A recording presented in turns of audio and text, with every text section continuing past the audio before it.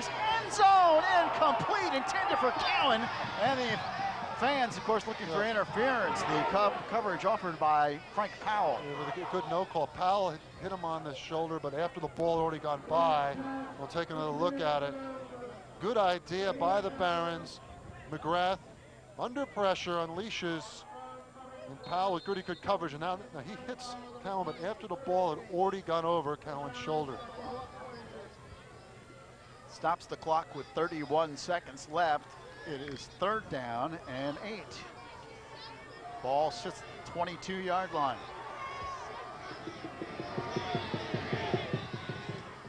McGrath looks to throw, heavily pressured, sets up a screen, and Cowan can't hold on at the 26-yard line. Jim Cowan coming in with 11 receptions, 197 yards receiving. Couldn't hang on to that one. And again, Cowan, like Marami earlier, thinking about what he's going to do possibly with the ball after he catches it, and he just doesn't haul it in. And Stevens there with pretty good penetration. Tough play there. Long developing one, and here a big 4th and 8 for the Barons. Well, it's a huge play here for Woodbridge. 4th down and 8. They want to keep this drive alive with 26 seconds left.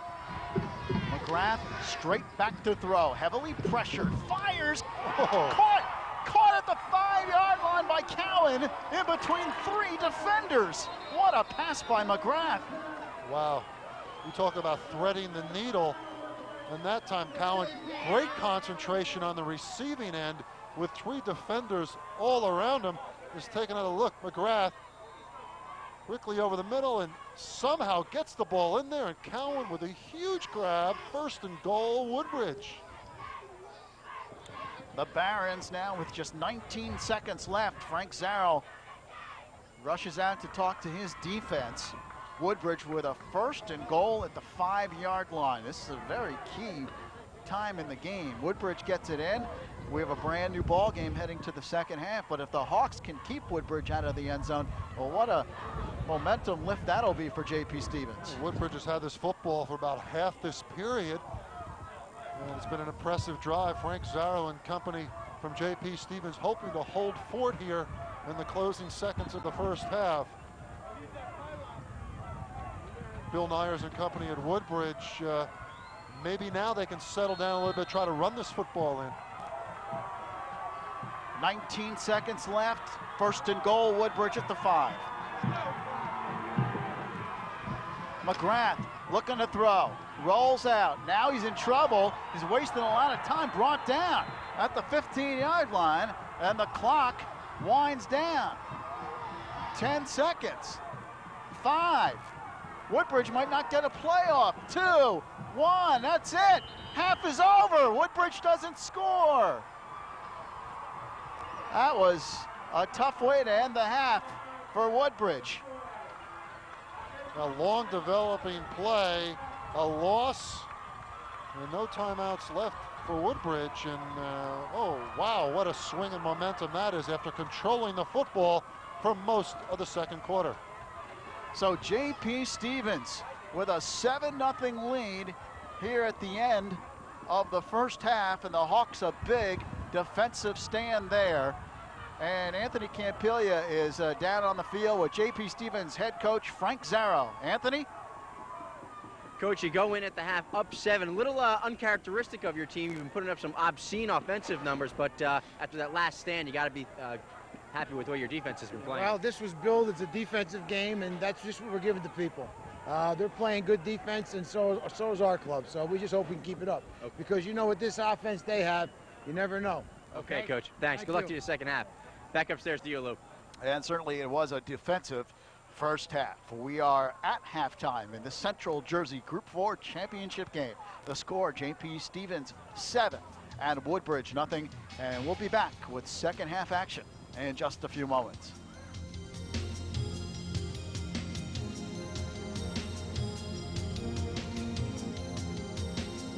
Where J.P. Stevens leads Woodbridge 7-0 as we get ready for the second half of football in the Central Jersey Group 4 championship game. Lou Brogno along with Steve Tober and the rest of the TKR Sports crew. Glad you could join us for Central Jersey High School football. Anthony Campilli also down on the sidelines, and right now he's with Woodbridge head coach Bill Nyers. Anthony? Coach, you trail by 7 at the half. What sort of things do you need to work on here in the second half to get back on the board? Well, I think we got in rhythm towards the end of the half. Our defense is doing an outstanding job. It's a heck of a game.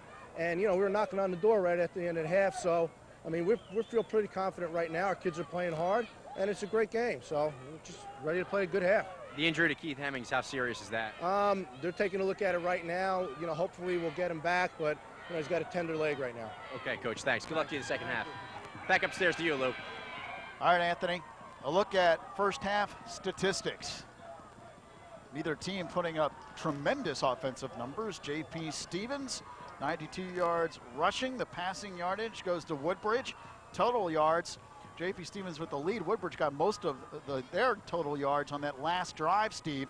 Penalties not really a factor. Time of possession about even, and each team with one turnover. Well, Shaquan Lane doing the job as the step-in quarterback, stand-in quarterback for J.P. Stevens, handing off to Henry Braxton and Frank Powell. And really, Woodbridge controlling the ball for the final 6 minutes of the second quarter, got most of their yardage on that drive, albeit for naught in terms of points because they ran out of timeouts at the end of the second quarter with 19 seconds left, unable to get more than one play off at the 5-yard line.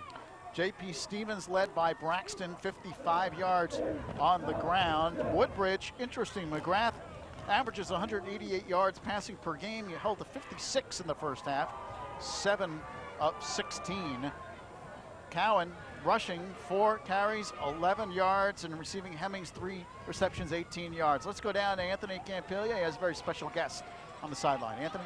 Thanks, Lou. Here with Woodbridge Mayor Jim McGreevy. Mr. Mayor, how are you enjoying the game so far? Great game, and Woodbridge is going to come out strong. Now they trail by 7. What sort of things would you do if you were out there on the sidelines to turn this one around? Well, in addition to praying, we've just had an intensive conversation with some of the officials, but we're confident that Woodbridge is going to take this game.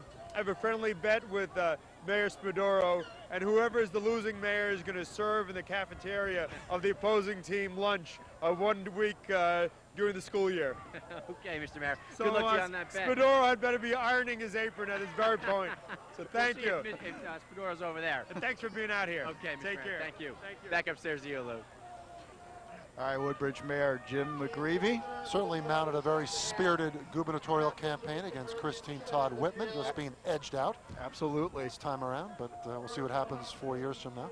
Enjoying himself today, and as well he should after that. And they have long that big campaign. Woodbridge Christmas parade coming up, Lou, with Lionel from radio fame coming back. But the big news here is the fact that Hemmings is having problems with the ankle. He was back on the field. He's shaking his head as he walks off towards the locker room, so we'll keep an eye on Keith Hemmings. That is not a good sign for Woodbridge, certainly.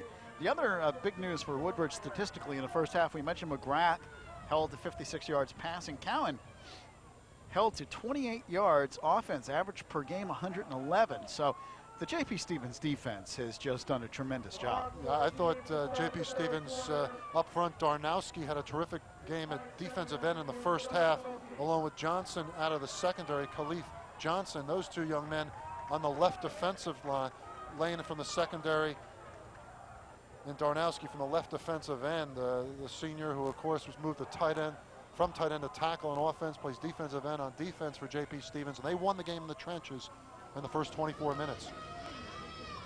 Woodbridge in the first half unable to move the football for the most part. Their last drive was 65 yards, but all of the other drives combined total just 15 yards. Well, they were punting, passing into that stiff wind in the first quarter. It was a killer. They did nothing in the first 12 minutes. When they finally had the wind at their back, they mounted that impressive 6-minute drive.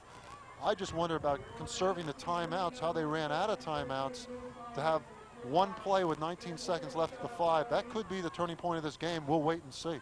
And Stevens certainly had the better of the field position in the first half. Their average starting point at the Woodbridge 49-yard line. And part of that created by the short punts by the Woodbridge kicker McGrath against that wind. Woodbridge will kick left to right on your screen. Hawks will get the football to start the third quarter. It's a high kick that Davis can't field. Ball is still in bounds, goes into the end zone. Now it's a touchback. A break for Stephen